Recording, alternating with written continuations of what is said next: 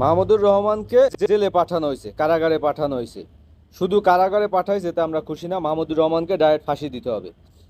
মাহমুদুর রহমানকে ডাইরেক্ট শাপলা চত্বরে আইনা তারপর তাকে ফাঁসি দিতে হইবে।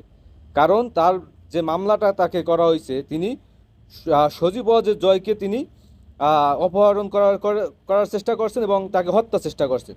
অপহরণ এবং হত্যা চেষ্টা মামলায় তাকে কারাগারে পাঠা হয়েছে। সজীব ওয়াজেদ জয়কে তিনি এই কাজ ঘটাইছেন, তাকে তো ফাঁসি দিয়ে দেওয়া উচিত।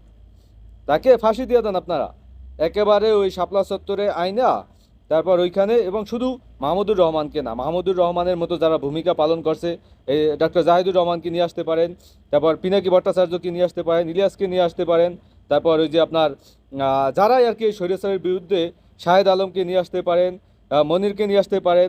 তারপর বিদেশে যারা অবস্থান করছে, তিনি তো স্বেচ্ছায় আসছে, সারা বিদেশে যারা অবস্থান করছে সবাইকে নিয়ে আসেন, সবাইকে নিয়ে